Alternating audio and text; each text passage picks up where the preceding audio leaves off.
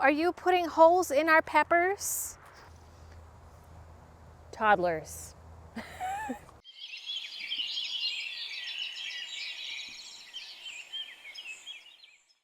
All right, hello everyone, and welcome back to the Liberty Homestead.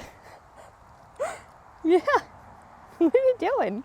So we came out to pick tomatoes, and then I saw on the weather that it's going to be in the 40s at night for the next week. So that means it is time for us to try and overwinter our peppers. So I overwintered peppers last year and actually had a pretty good success rate. I overwintered 6 and 3 of them made it. Now I know you're thinking, well, that's only 50%, but to be fair, I had a 1-year-old at the time and completely forgot to water them all winter. So the fact that 3 survived, I think is pretty good.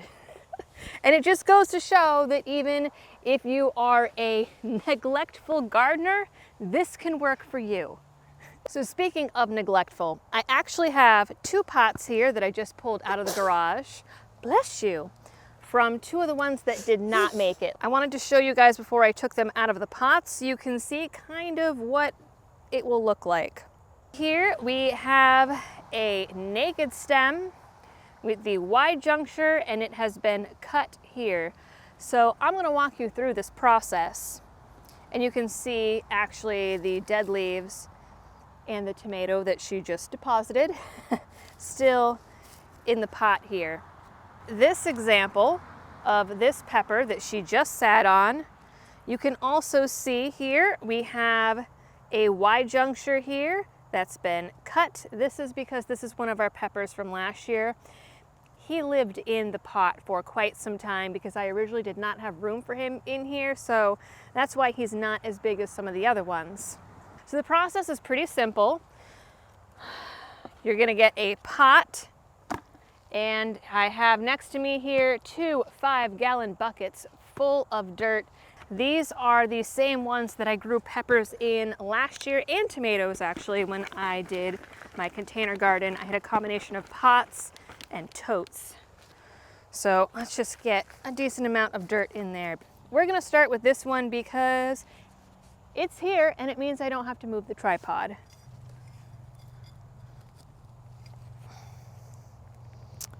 And I should add that I'm going to show you the easy way to do this, because there's an easy way and there's a harder way. So we pull it out, and actually this is a really good example too of what our soil is starting to look like under here. Look at that. In our Back to Eden garden, take your plant here and you're just gonna shake as much of the dirt off as you can. Oh, there's some more worms. Some people will tell you to go so far as to rinse this out. Even I've seen one video that said to wash it out with Castile soap. Can you imagine me sitting here with a toddler trying to dunk and rinse out my plants in buckets of Castile soap? It's not happening. So we get it in our pot, and then we'll water it. If some branches fall off, it's not the end of the world, because if you noticed, the old ones don't have any branches anyways. Unless you live under a rock or someplace that doesn't have winter, you'd probably notice that in the fall, trees lose their leaves and they go dormant.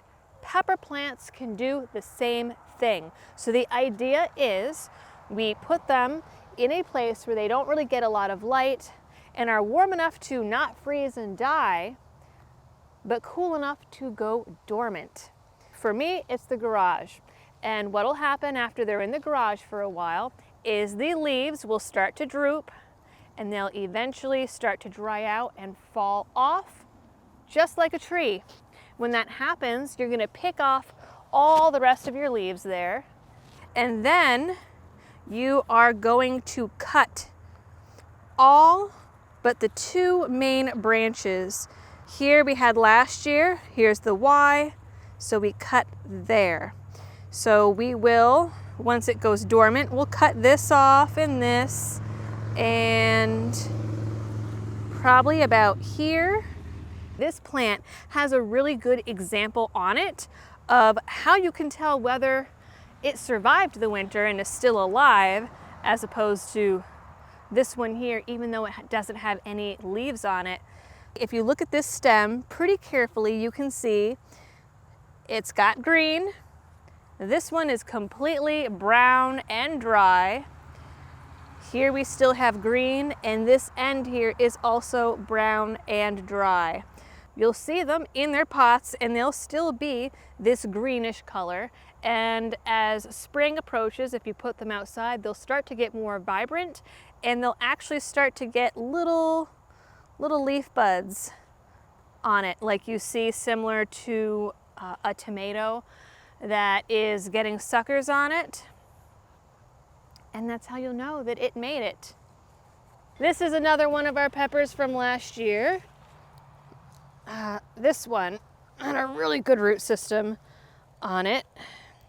This is an example of a spot that was a much bigger branch at one point that became a disc golf casualty. It's gonna go. So we'll cut it off right now. And you just take your garden shears. Boom, done. All right, folks, we are back here with our pepper plant. The leaves have fallen off or been removed. And now I'm going to show you which stems we're going to leave and which ones we're going to cut. So the point is to leave the main Y branches. This one actually has multiple branches coming out. It's got 3, but these 2 are bigger. So these are the 2 here that we're going to leave, and we're going to cut this one down, and we're going to cut these 2, I think about here. All right. Oh, there is a toddler on the way, so let's see if we can get this. Oh, she's coming. She's coming. Woo! Okay. Here you go, lady. We'll cut this branch, and we'll cut this one. We'll cut it about here. Okay, I know this looks brutal, but trust me, I've done it before. Oh, lady, get your hands out. And this one, having a little bit of a tougher time doing this one-handed. There we go. All right. Now we have our main Y branches, and this one is ready to live in the garage until spring. So, to recap, once you get to a point in your season where you get any stretch of 40-degree nights, it is at that point too cold for your peppers. And even if it gets warmer during the day, it takes them a while to warm up. So they will slow down their production. But if you pull them inside and put them in an area without a ton of sunlight, and make sure to continue to water them a little bit, they will go dormant. Once they go dormant, their leaves will droop and start to fall just like any tree outside in the fall and winter. And once those leaves droop and dry off and fall off, then you will cut your branches and leave the main Y junction. And once it starts to get warm and sunny enough, you pull them back out, you pull them in some sunshine, and wait for some leaves to pop up. Nice and simple. And I have heard of some people that have plants as old as 5 years old. Peppers are notorious for taking forever to grow when you start them from seed. So this is an excellent way to get a head start on your pepper season and get yourself a bumper crop.